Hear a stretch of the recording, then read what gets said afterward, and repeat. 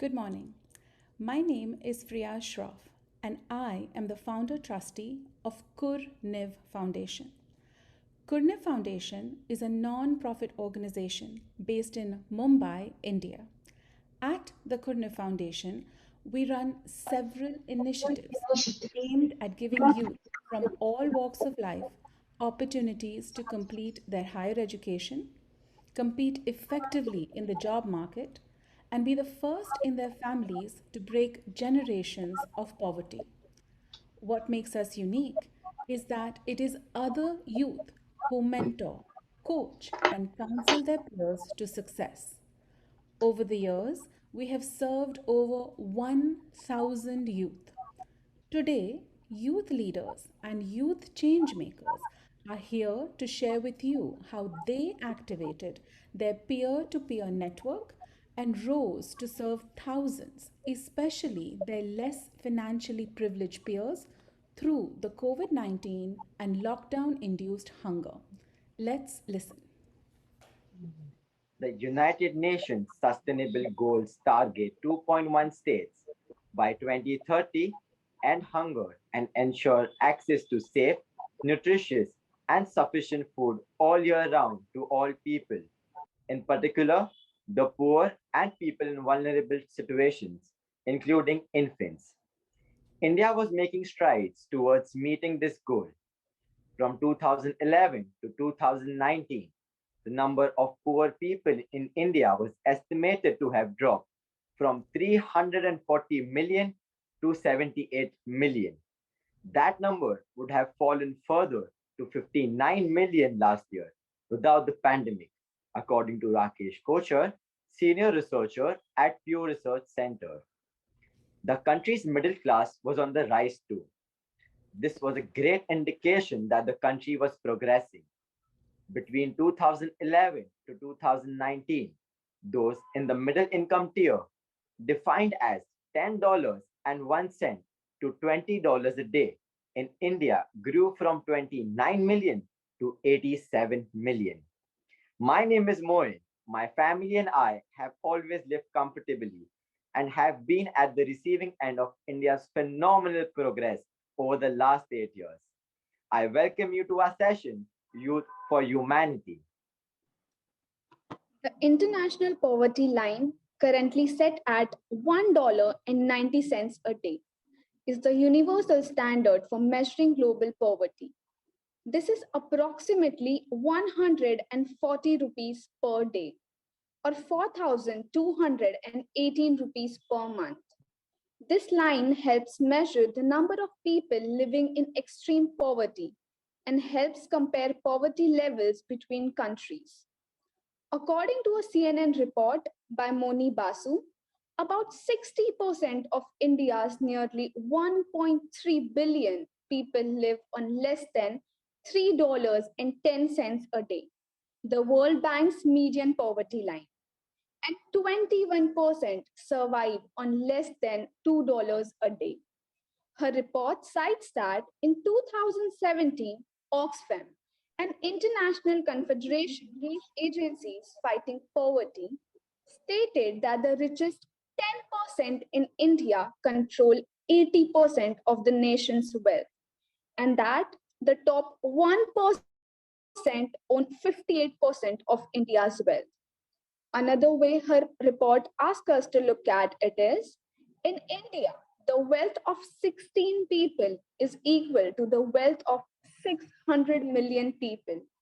This means what 16 of the wealthiest in India earn equals to what 600 million of the not so wealthy in India earn. There is clearly a wealth gap in India, and this wealth gap has an impact on transparency, economy, education, and yes, hunger. Hello, my name is Kajal. I live in a slum of Mumbai, and I am one of India's 21% who lives below the poverty line. In fact, my family and I live on less than $1.35 per day. The Global Hunger Index ranks India 101st among 116 countries. Severe labor shortages, delayed harvests, and returning migrant workers pushed up prices, creating imbalances in the supply and demand chain. The government set up close to 38,000 relief camps and provided basic meals to 16 million people every day in India during this pandemic. But the need was greater. The government is normally required by law to provide 5 kilograms or 11 pounds of rice, wheat, and coarse grains at subsidized rates to India's poorest each month. In June 2020, Prime Minister Narendra Modi announced an additional 6 kilos a month per person until November, with the government bearing a cost of $20 billion. However, according to the same Bloomberg report cited earlier, more than 100 million people remained outside the government's public distribution system. Community kitchens, temples, non-profit organizations all joined hands to feed the most vulnerable in our country. But collectively, it was difficult to keep up with the demand for food. The number of hungry people were increasing daily, and the increasing prices were making the cost to feed them prohibitive. Moin and I volunteer for a project called Pehchaan. Pehchaan is an initiative of the Kurne Foundation. Pehchaan's aim is threefold. First, create awareness about inequities that create gaps between the public and private sectors of education. Second, share with the world the work we as Youth Initiative are doing to bridge this gap. Third, encourage others to join us in bridging this gap in their communities, cities, and countries. Pehchaan is an initiative run by the youth for the youth. We do not discriminate based on religion, color of skin, caste, income, where someone lives, where someone has been educated, or what someone does for a living. We are all held to the same standard. We are expected to step into achieving our goals and making our dreams come to life with no excuses and no blame. It is this standard and these values that allow Kajal and I to stand before you today as equals. I have studied at a public school where the primary language of instruction was Hindi. Receiving opportunities were rare for me. I had to seek them. I am a beneficiary of different non-profit organizations. I'm currently in my second year of law school. I aspire to become a criminal lawyer.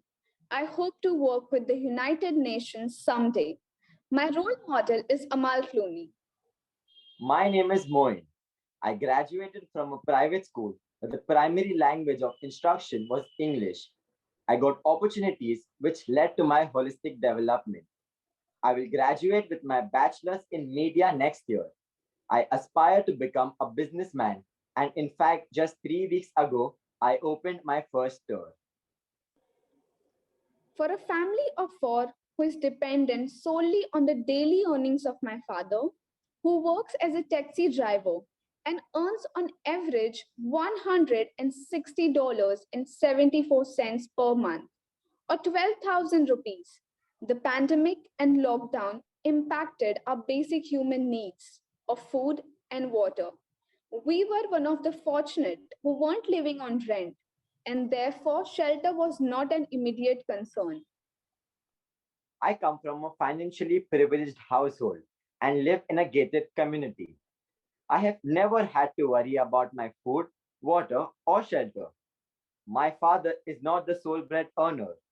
In 2020, during the lockdown, I started my own business with my family's assistance and am now financially independent. My daily life starts by getting up at 4 a.m. to fill water outside my house. I stand in a line of 10 people and fetch water in containers. I then carry them back home. If one day there is no water supply, we are expected to survive on whatever is left. I use a public restroom where 100 people use one restroom. I have to stand in a line every single time and pay 2 rupees every single time I need to use the washroom. My home has windowless walls on three sides, and the fourth side opens into a narrow alleyway in front. Kids in my area play near dustbins and use part cycles or trolleys as their toys. Our houses are crammed and stacked on top of each other. I should mention I live in one of the richest slums in Mumbai. I started my Pehchaan journey in 2015 as a beneficiary and have returned every year since as a youth volunteer. Today, I'm a youth advisor in training. Pehchaan has shown me repeatedly all that I'm capable of, and that neither my dreams nor I are limited to where I come from. To be a part of Pehchaan, one has to go through an interview process and complete a mentorship training.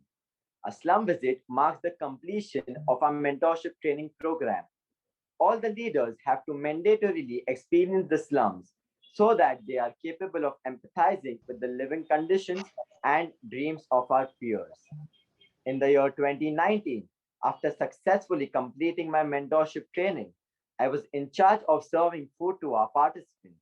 And while doing so, I noticed that our participants did not want to waste any food. Another thing I noticed was that a few of them ate as much as possible, possibly because it was their only meal of the day. Their smiles made me feel happy, but the realities and their realizations made me feel an emotion I'd never felt before. The global pandemic had worsened the conditions of the slums. In one day, my family income came down to 0 rupees, but the expenses remained the same: food, electricity, water, mobile recharge for online classes, fees for my college studies, books, and exams. None of these costs were reduced. On average, families in my area stay in homes that are 90 square feet. To put that into perspective, two ping pong tables kept together are 90 square feet. In many homes, nine people were living in 90 square feet. This increased the pre existing discomfort and caused emotional trauma. Violence in homes became severe. The restroom that I was sharing with another 100 people became more than inconvenient.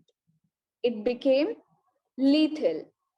The lack of basic amenities made us yearn for survival rather than progress.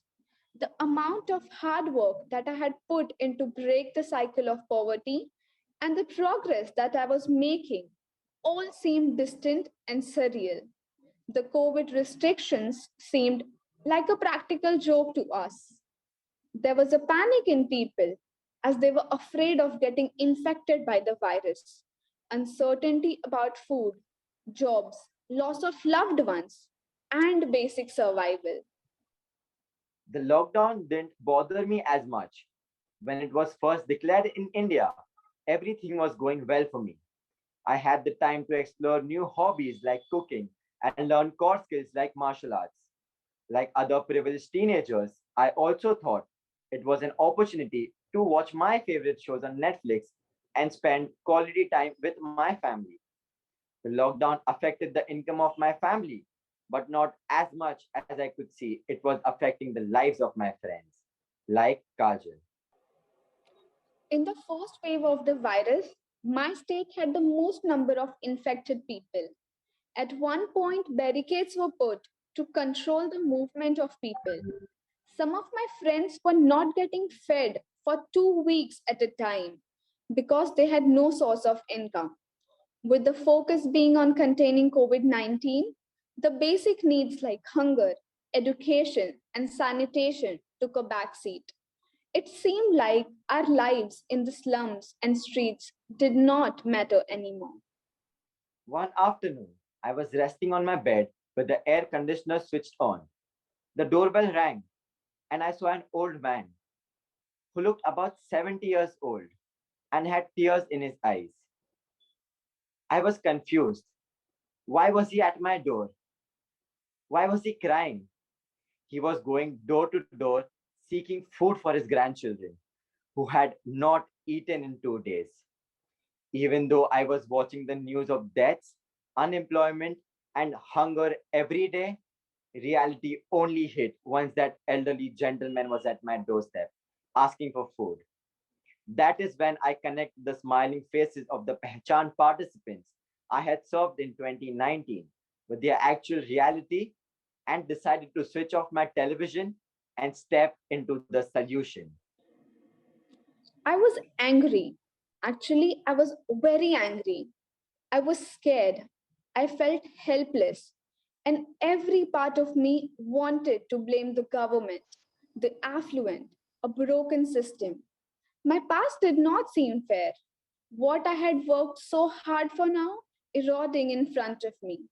Because my poor network connection and lack of funds for mobile recharges could keep me from my online education. Not to mention the sheer level of noise in our crowded slums, keeping teachers from hearing me, not calling on me to answer questions or to even ask questions, and even on occasions, verbal exams not being taken because teachers could not deal with the levels of background noises coming from my microphone. Everything and everyone was wrong. And then I saw our Pehchaan leader WhatsApp chat light up with photos of Moin distributing food to forgotten migrant construction workers living at the bottom of a broken building. My parents, at first, were hesitant to let me step out because they too were scared of me getting infected by COVID 19. But they supported me. I started with my saved money and help from my parents. Getting the food packets ready was a harder task than distributing them. My mother and I used to pack each packet. Each food packet could feed a family of four for 3 to 4 weeks and contained rice, wheat flour, sugar, pulses, oil, tea, salt, and soap. We conducted the first food distribution drive on 30th March 2020, just 9 days into the first lockdown. I used my social media to create awareness and raised funds to support more hungry families. I started receiving calls for help. Listening to their situations would drive me to tears and motivation to deliver more food packets. I then approached my Pehchaan family with the work I was doing and the growing needs. In an instant, the trustees and my peers supported me to raise funds and identify those most in need. Because I had been so focused on my challenges and my anger, I had begun to believe I didn't even have the privilege of thinking I could help someone. Despite such a close relationship with one of our Kurne Foundation trustees, I never thought of approaching her with the idea of a food distribution or even informing her of the need for the same. What Moin began became my salvation during this very difficult time. I worked on behalf of Pehchaan to begin identifying our current and past participants in need of food. I began identifying families with students in college and school in need of ration. Our funds were limited, and we are a non-profit focused on education. Hence, we chose to focus on students and their families in need. I finally had a purpose, did not feel helpless, and was reconnected in an instant with my Pehchaan values and peers in a more intimate way. I rallied a team of youth in my area to help with sourcing and distributing the ration in my area. Transportation was restricted during the lockdown, and my spender could not reach my area. It was beautiful to see everyone helping each other when they had not eaten for 2 days but were happy and ready to give to a family who had not eaten for 4 days. Even though we had chosen the family that Pehchaan was going to support, a lot more families showed up on the drive. In one of the food drives, we distributed 150 food packets, but 700 people showed up to receive the food packets. that clearly showed that our side of the bridge was not that scared of COVID-19, but more of dying from hunger. My family and I were scared since the virus was surging. People in our neighborhood would criticize us for going to the slums because they believed that the slum dwellers were responsible for the spread. We, however, continued our work. In total, we carried out 14 drives in different parts of Mumbai and completed around 2,000 distributions, especially taking care of our Pehchaan peers across the city. Youth mentors who had graduated from Pehchaan also joined hands with us. Our food distributions continue even today, with the most recent one just held 2 weeks ago. We would like to share with you a video sharing the highlights of our food distributions.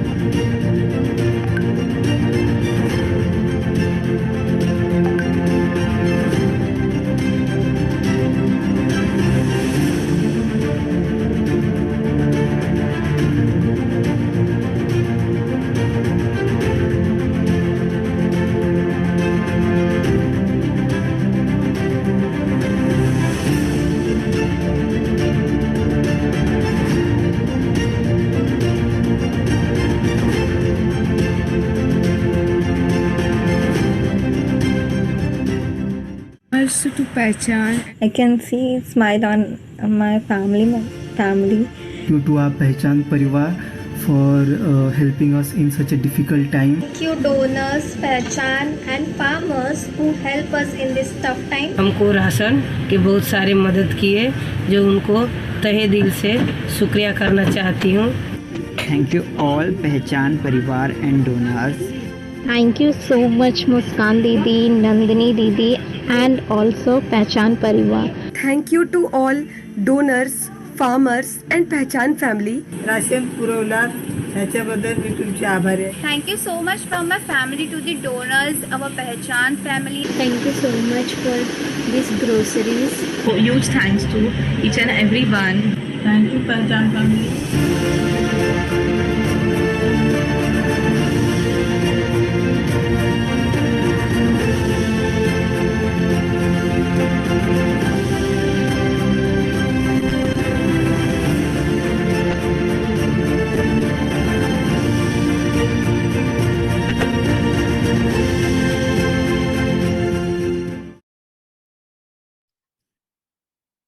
India is not likely to recover soon from the food crisis it is still in. The pandemic hasn't settled. Everyone is not back to work. Partial lockdowns continue, and there is still a fear that the poor can be super spreaders. How can you help step into the gap of this food shortage? Feed your house help 1 meal a day, or let them take something home to their children. Carry a packet of biscuits or nuts in your car and offer them to children you see at traffic signals. Be sure to open the packet before handing it to them so they don't sell it. Carry bottles of water in your car so that you can share those with people in need. Send a cake or birthday food home with your house help or driver on your child's birthday and ask them to share the same with the people from the area. To feed one family of four for 4 weeks, through Pehchaan, it costs rupees 1,000 or $13.51. Currently, we're only able to accept donations in Indian rupees, please. A young man of privilege was able to see the need and inspire a young woman of less financial privilege to see her power. And together, they worked with close to 100 other youth to step into the solution. We hope we have left you inspired. Thank you for joining us today. We have 2 more presentations at the Parliament of the World's Religions. The first one is right after this one at 10 a.m. Central, 11 a.m. Eastern, and 8:30 p.m. Indian Standard Time. Our Pehchaan peers will speak about how we have supported one another and overcome the grief of losing parents and friends during this pandemic in a program called Youth for Each Other. At 1 p.m. Central, 2 p.m. Eastern, and 11:30 p.m. Indian Standard Time, our youth leaders show you 2 videos based on realities we faced as youth mentors over the last 18 months and how we overcame the same in a program called Connection, Dialogue, and Building Bridges. We hope you do join us. We thank the Parliament of the World's Religions for providing us with a platform to share our stories. We thank our Fazana family for bringing us this opportunity and unconditionally supporting us over the last several months. Bhaktawar ma'am, your unstinting support and faith in us has truly moved our hearts. Thank you. To our Pehchaan team, behind the scenes, we thank you from the bottom of our hearts. Hamari pehchaan hai aapki pehchaan. Thank you. We are now open for questions, please. Thank you. Well done. Mr. Mystery, I saw you clapping when they were done. What did you think of our students today, please? Yes, this is absolutely wonderful. It's touching. It was inspirational. And I will be in touch with you. Thank you. Thank you very much for that. Thank you. Dr. Graf, I see you here. I'm not sure if you're able to unmute and speak. I know we met yesterday at the networking session. Hello, it's very impressive, this initiative that you've created. And our community has other contacts with people in India and people in Africa, and I'm going to be interested to pass on the video to them in the hope that they may imitate what you've done and the initiatives that you've taken there to spread it. It's very impressive. Thank you, Dr. Especially the peer-to-peer element of it, to engage the community itself to help itself.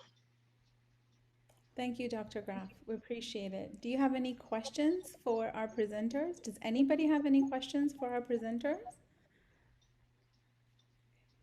So we have a couple of questions in the chat, and Kajal, Moin, one of the questions we have here is, how do you plan to grow this program? How do you plan to grow this program? Kajal? Yes, please. So we are looking forward to grow this program by encouraging other youth to join our program. And we are successfully doing this, but this lockdown has little hindered our work which we were doing. But other than that, we have grown a lot more. First, we used to have just like 5 days program, but now we have so many other initiatives. So we are definitely growing in other initiatives that we are taking. So we are going to, we will request other youth to join our program, and that's definitely one way to grow our program. And we are definitely asking more young students who need our program, our support, are welcome to join us.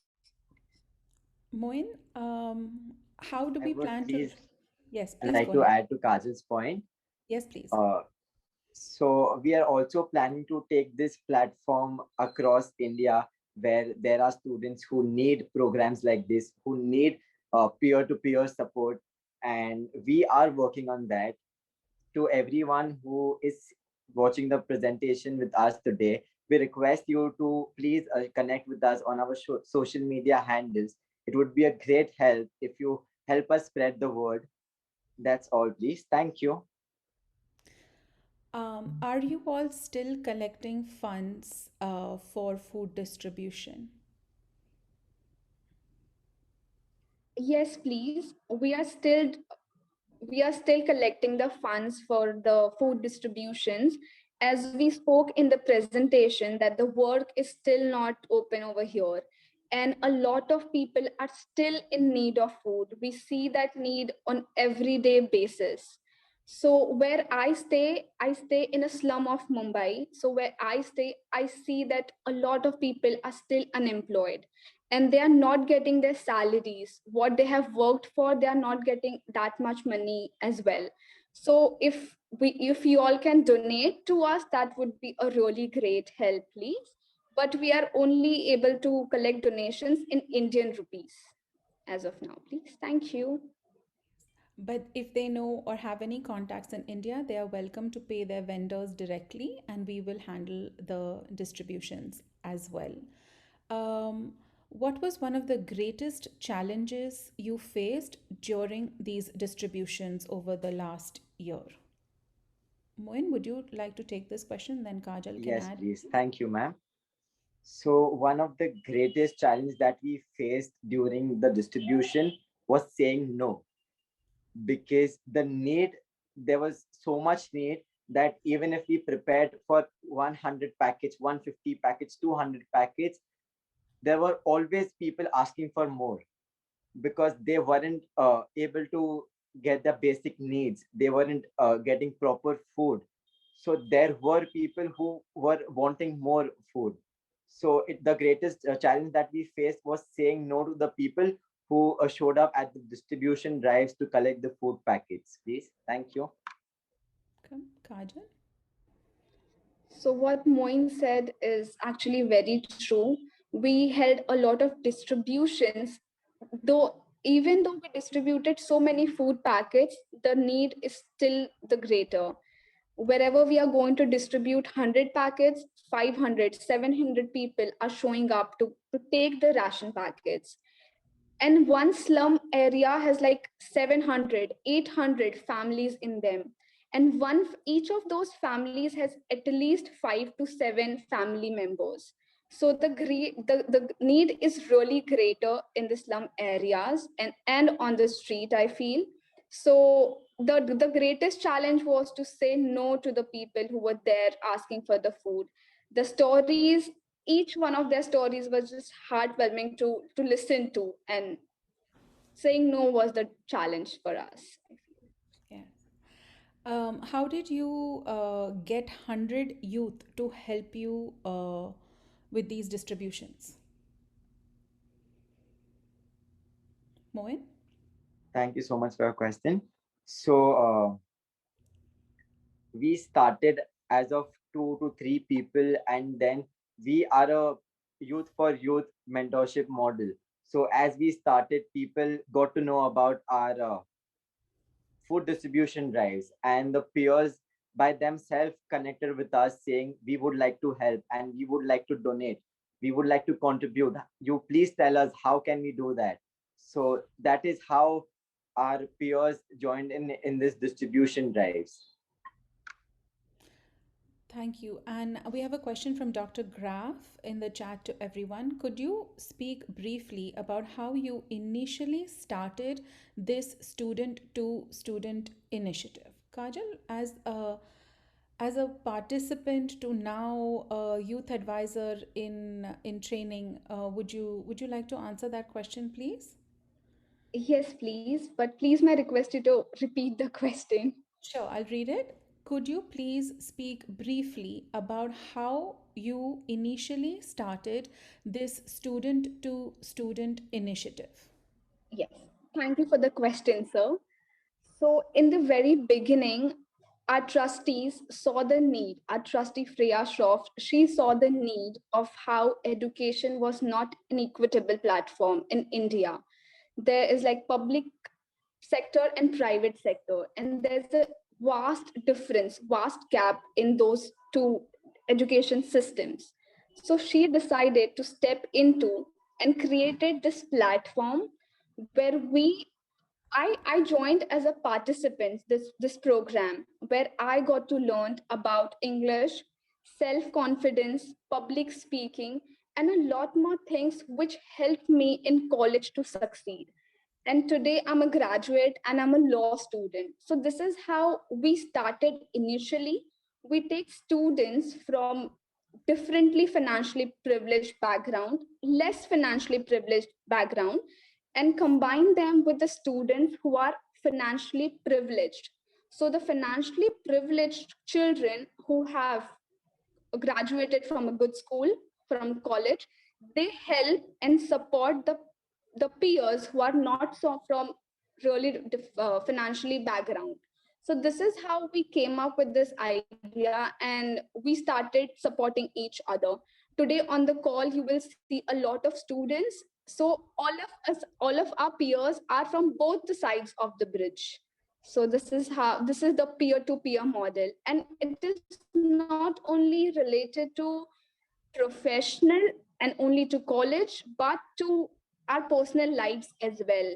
It does not only help us in college to succeed in college, but to help us succeed in a life as a human being.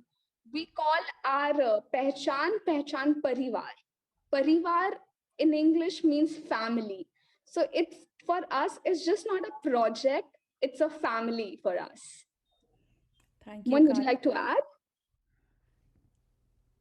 No, please, that's all. Thank you. So, Dr. Graf, I'd like to add to that, please. Essentially, we began by partnering with a student organization we have our youth advisor here with us today. She was in 2000, mid 2015, 16, 17 time frame. She was heading, or she was part of a student organization, and she partnered with us to bring her peers who were from financially privileged backgrounds as well as from private schools. So the thing we have to remember about India is the public schools have education in a language other than English. And our colleges are primarily in English. In fact, it's very difficult to find colleges that give you higher instruction in a vernacular language. So, right from the start, our students are at a disadvantage because of the language barrier. So, our youth advisor, Keisha, who was with this youth program or youth organization and brought her peers. So, her peers began with teaching English, mentoring, allowing them to learn how to make friends. How do you read a timetable, exam timetable in a college? How do you speak with a professor? Why attendance is important? How do you study? Building their lateral connect in terms of being able to apply the knowledge that they are learning. So we began very, very small, and we began in an experimental phase where we just had about 30 of the private school youth and about 50 of the public school youth.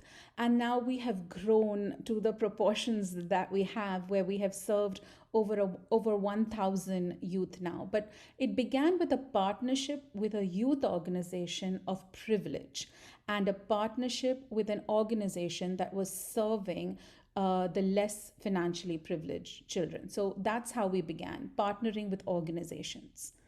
Thank you, though, Dr. Graf, for the question. All right, guys, we are at time for this session to be over.